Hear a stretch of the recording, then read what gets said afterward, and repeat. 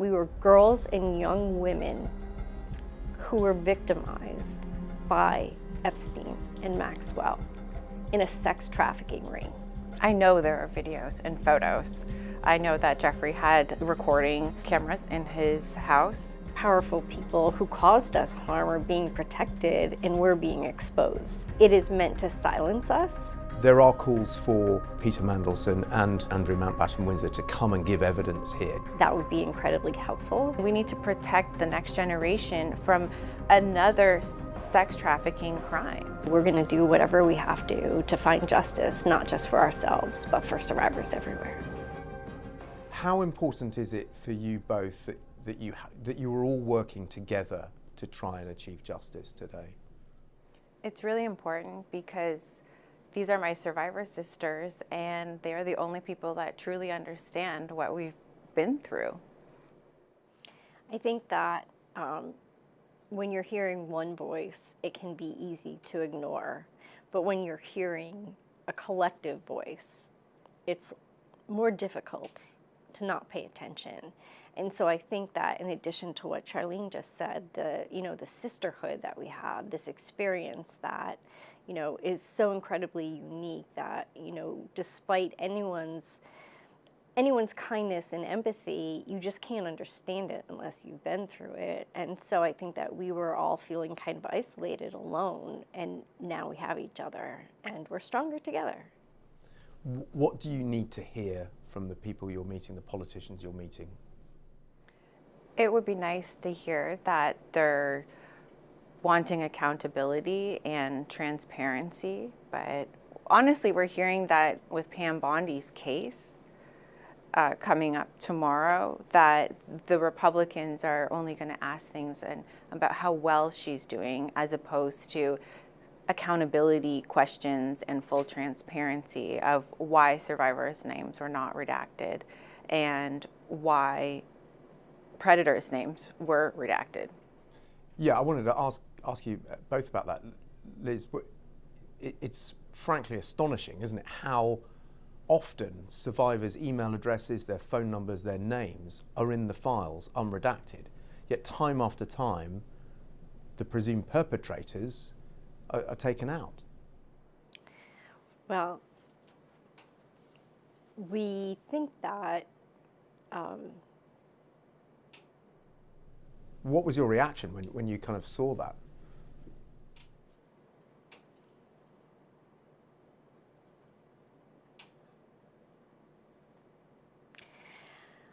I think that we were really disappointed when we saw the files come out and we saw how heavily the names of the people who are potentially implicated in this crime were redacted.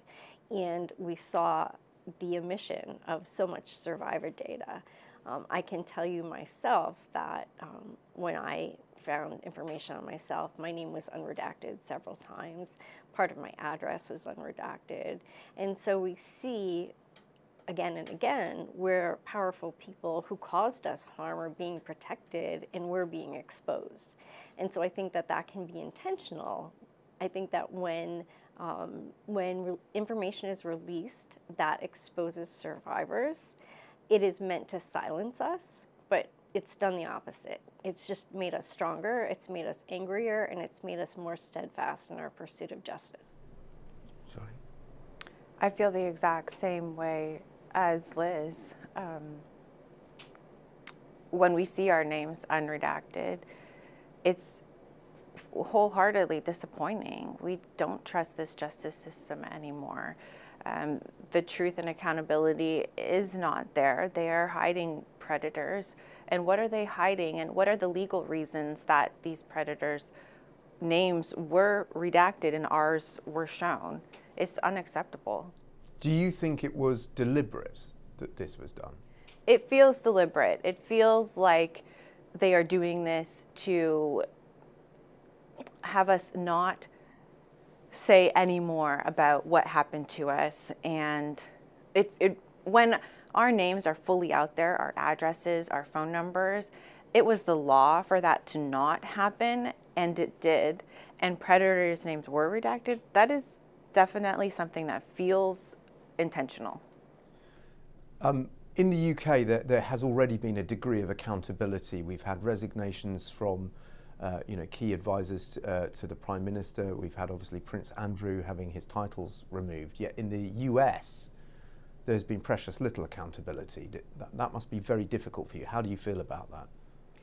I feel that the UK has taken accountability and is dealing with these files in a respectable way. I feel like survivors are not respected in America.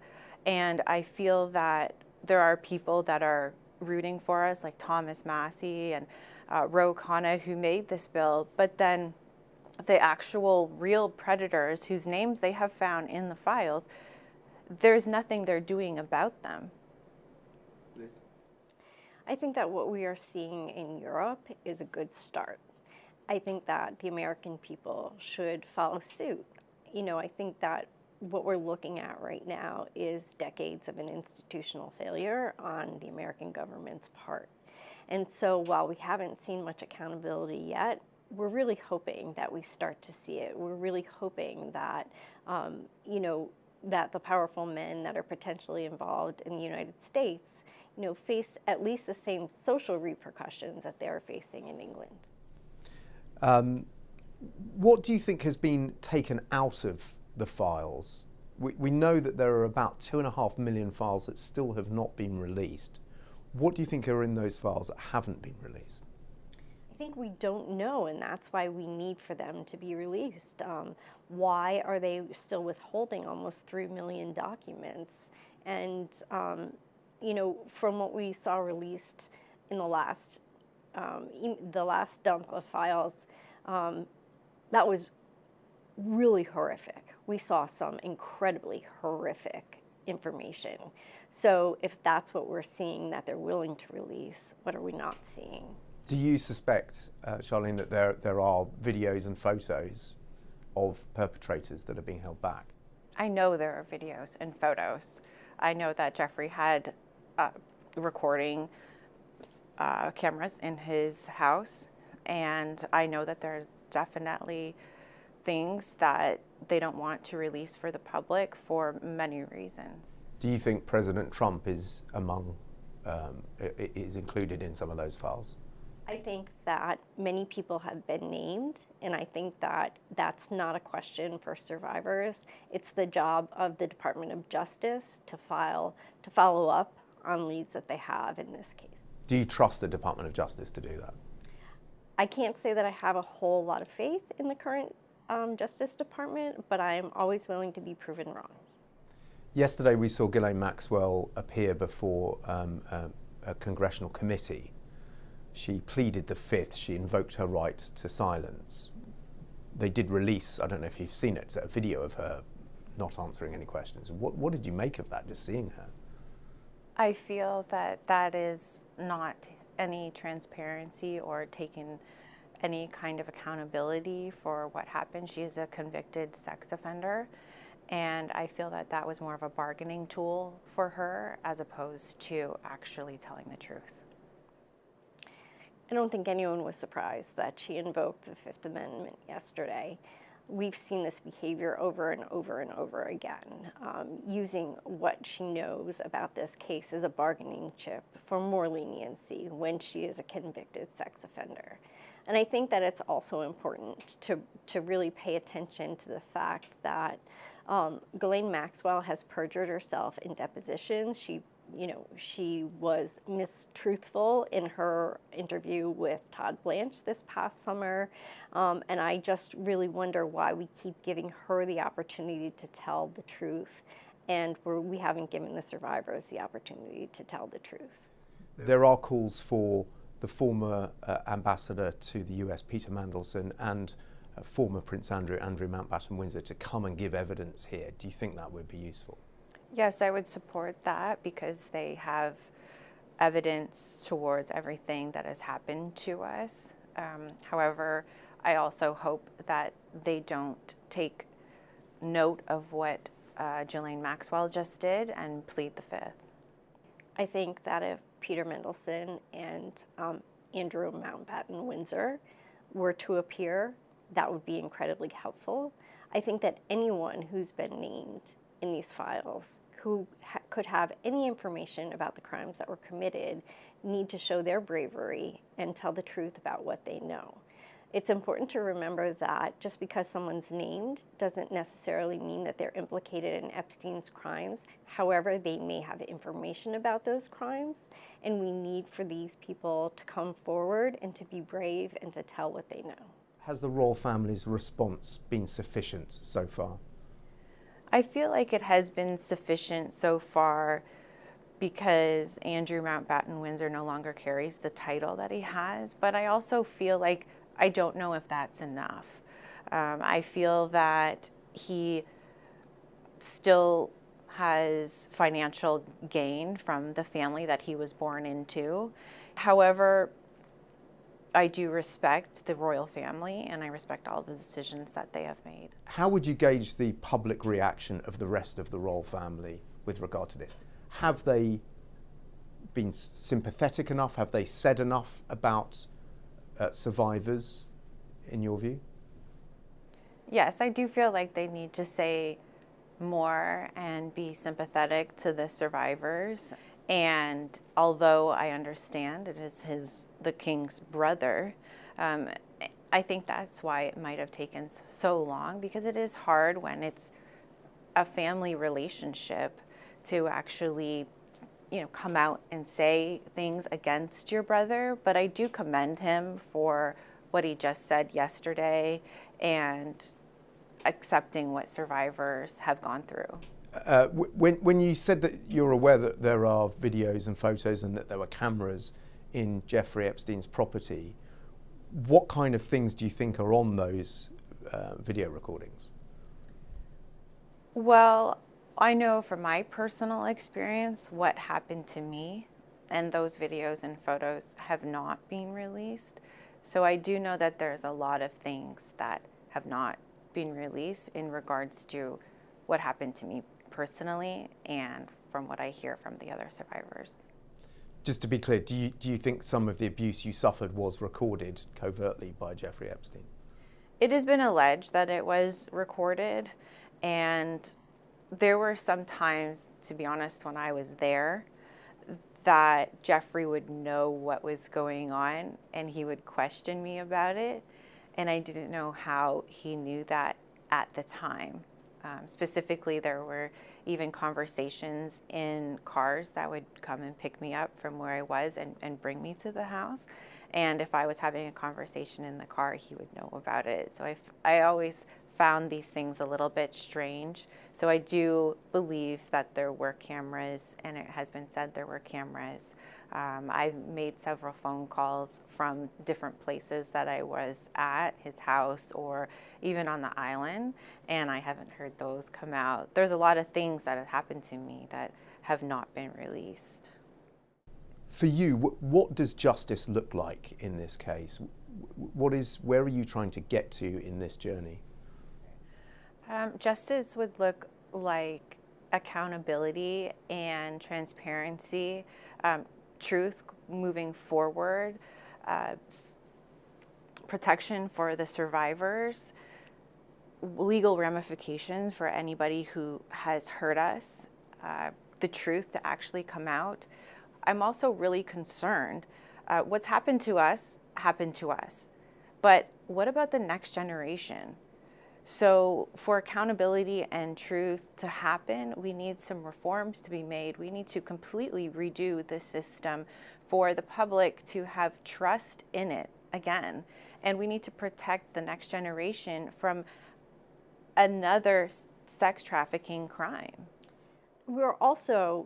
Our attention is being redirected because of the men who are potentially involved in this case. And this issue has been politicized in a way that it absolutely should not be. This is a crime. We are victims of the crime of human trafficking. And to have this crime that was committed against us be played out in the political arena has been really, really difficult for us, because when you peel back the layers, right, we are girls and young women. We may be grown women now, but we were girls and young women who were victimized by Epstein and Maxwell in a sex trafficking ring. And if this was John Doe who lived down the street from you, I think that people would view this very differently than they're viewing it now because of the names of the people that are involved. When you talk about the names of the people involved, how wide, I mean, did you get any kind of sense with your interactions with Epstein of how wide this went? This was international in dimension, but how many people do you think were involved with the abuse? I think that we have no way of knowing that.